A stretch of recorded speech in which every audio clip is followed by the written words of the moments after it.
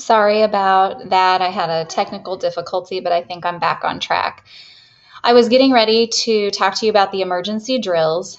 I posted that on Google Classroom. Some things that I wanted you to keep in mind is that on your flip chart that should be hanging by your door, there is a purple sheet that explains what every person in the building should be doing during an emergency situation. We do have some new alerts that I'm going to talk to you about. And then I already discussed with you the fact that we would do the walkthrough active shooter with the police department. We're actually not going to have an active shooter, but we are going to practice just like we would if we would have had an intruder. And if you remember when we had the highway patrolman here at the beginning of the school year, his three things that he hit on was that we need to run, hide, and fight. So we're no longer just sitting ducks in a room. We need to make sure that we're actively looking for a way to get out or away from the intruder or active shooter. So we're going to go to Google Classroom. We're going to look at what I have posted here because I have listed the emergency drills that we're going to have, a staff safety checklist that we'll follow for those of us who are going to be scanning the building and the rooms, and then also the new intruder alerts. So I put this in 18-19 school year information. Click on emergency drills. And then you'll be able to see when we're going to have our tornado, fire, intruder, and earthquake. We're going to do these on Monday, Tuesday, Wednesday, and Thursday of next week. These are the times that we're going to have those drills.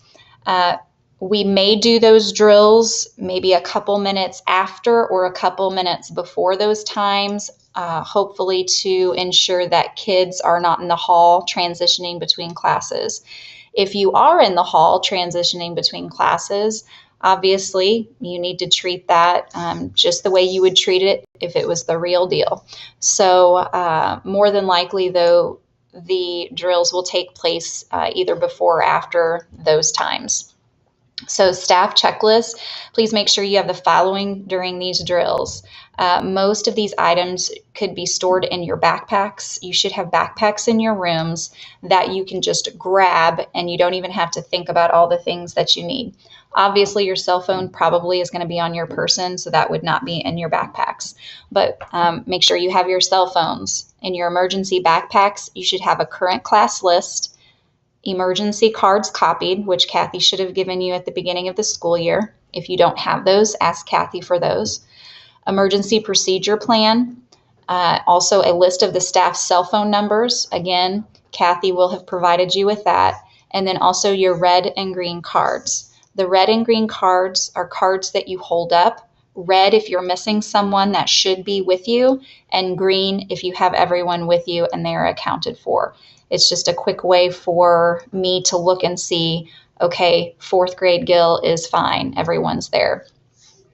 The staff safety check, check the purple sheet that I talked about earlier in your emergency procedure plan. Search and rescue is Monica Mitchell and Katie Barton. Team captains are going to report to the search and rescue, those two ladies mentioned above. And then we have hallway and bathroom sweeps. For the lower wing, it's going to be Marshall or James, whoever's here, and Carol. And then the hallway and bathroom sweeps and the 2nd through 5th grade upper wing will be Jennifer and Hannah when she's here. So reporting students. If you have an emergency, you need to take roll. Then you need to tell Kathy the students you're missing and the students you have that are not normally supposed to be in your classroom. For example, you would text Kathy, missing Johnny Smith, have Sally Black.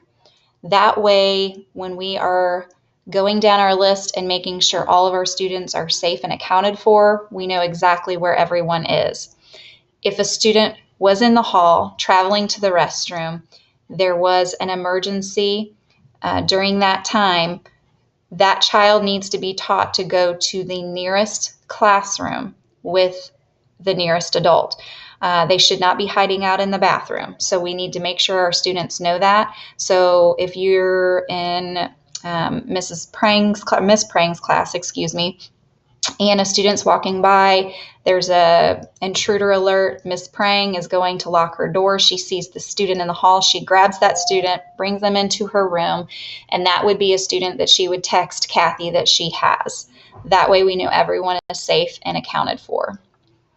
When you scroll down this sheet, this is just a list that I use and also our sweeps use as we're making sure everyone is safe and accounted for, either behind a locked door or out of their classroom if it were a fire. I think I have all of our new staff on here. If you see something that I've missed, please let me know because I make mistakes.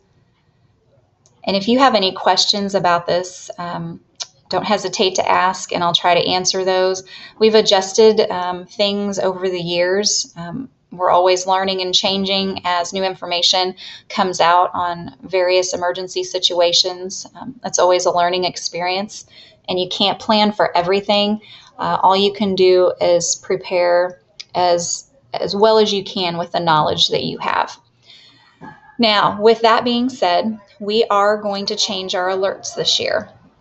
So when I go back to Google Classroom, down at the bottom, you're going to see intruder alerts.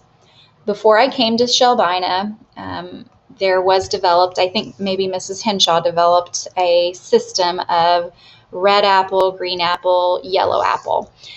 This system was basically your intruder alerts, but it was kind of a code that you gave to the staff, and only the staff knew what was going on. Over time, with the knowledge that we have of active shooters, intruders, that sort of thing, we now know that you shouldn't just go in your room and hide and just be a sitting duck.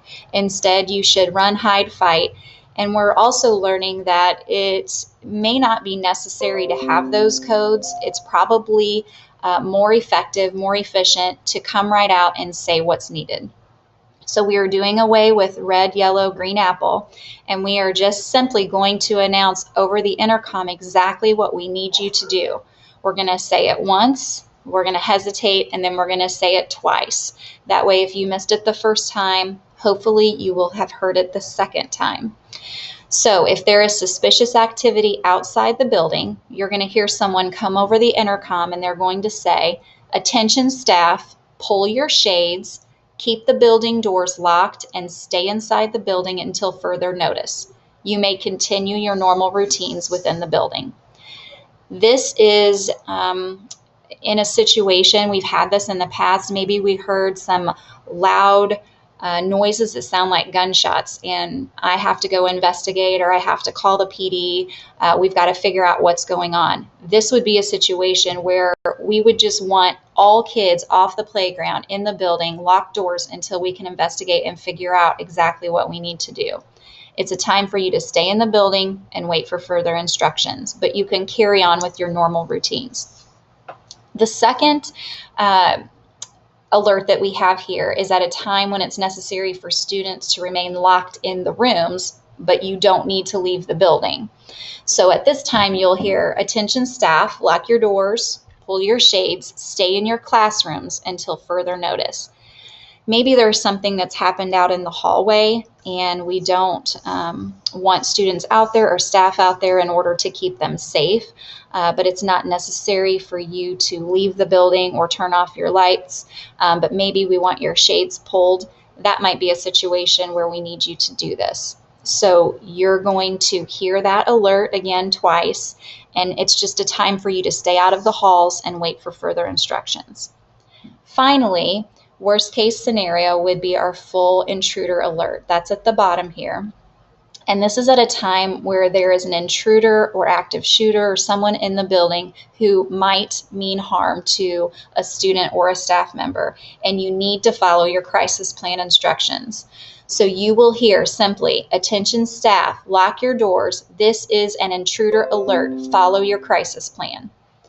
You'll hear it again, and this is a time for you to do what Sergeant Eric Brown recommended, which is run, hide, or fight, and you're going to follow your crisis plan.